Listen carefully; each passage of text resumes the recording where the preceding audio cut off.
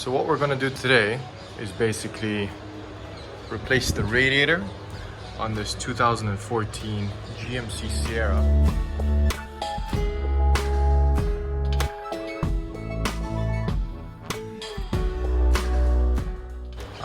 It's got a L86 6.2 liter 2016 Denali engine swapped into it with just regular bolt-ons, headers and a cold air intake.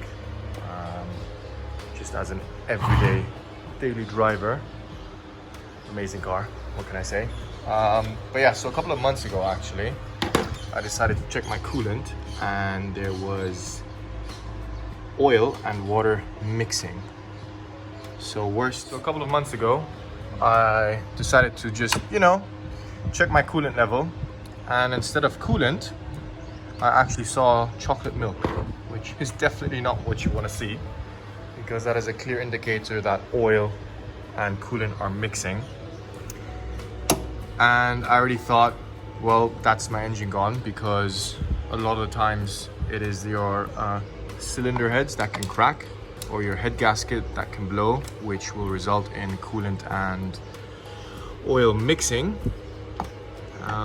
Until I remembered that actually this is a GCC spec car which incorporates an engine oil cooler into the radiator, as you can see there, which I have then bypassed in order to see if that fixes my coolant mixing with oil. It took a couple of attempts of flushing all the old liquid out till I actually managed to clear it out. So that was the issue. What then happened was the radiator failed on the second side for the transmission cooler lines, which I then also bypassed. So finally, the coolant is now clear.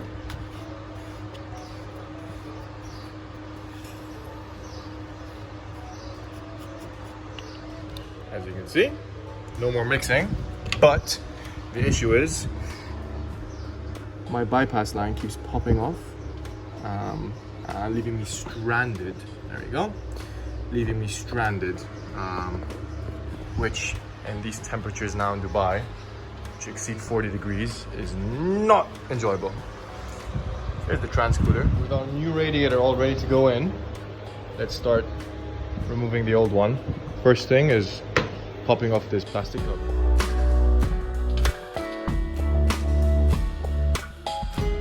With the cover off, we'll now get to removing the intake tube in order to gain access and remove the electric fans. So all that involves is your two breather tubes, the silicone coupling onto the throttle body, and your mass airflow sensor. Just disconnect that. Sometimes can be tricky.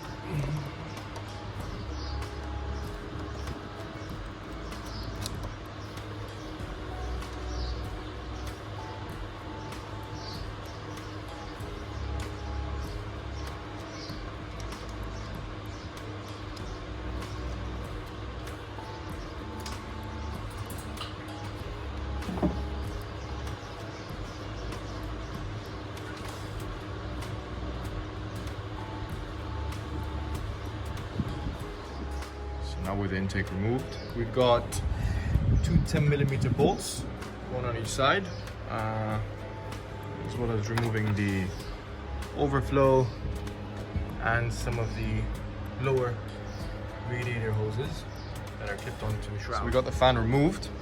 Again, it was just two 10mm bolts.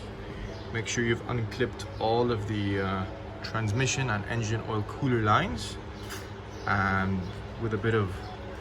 with some wiggling, we managed to just lift it out, make sure it just clears. Sometimes it helps to just zip tie these out the way so it doesn't get hung up. But now moving on to our radiator. So what we're gonna do is just remove all of the hoses connected to it.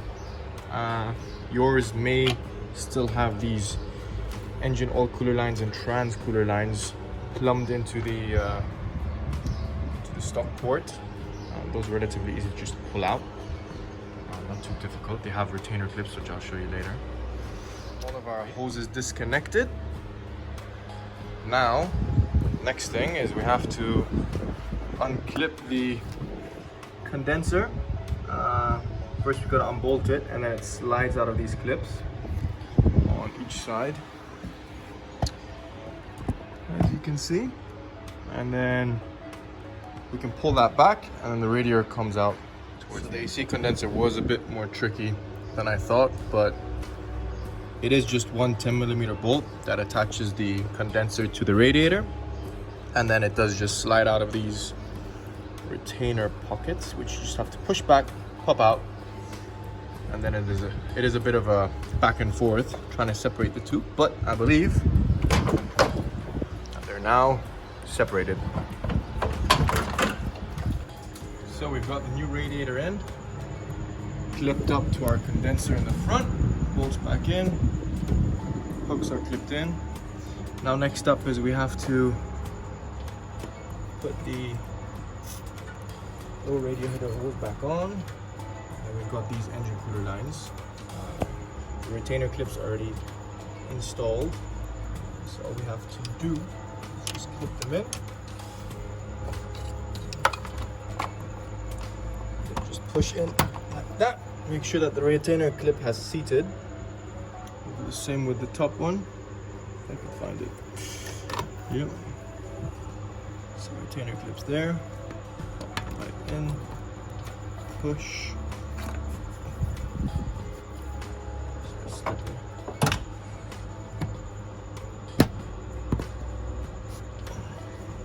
And it's seated.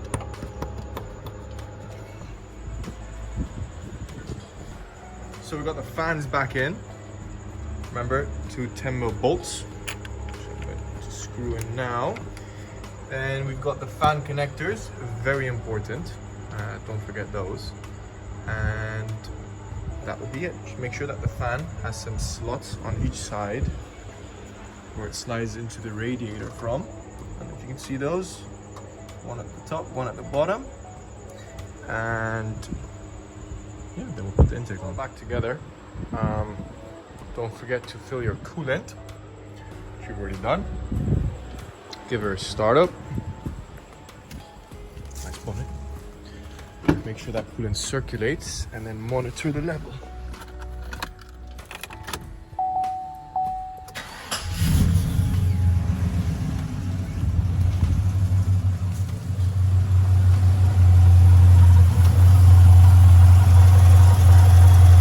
Check for any leaks. Looking good. No leaks from here.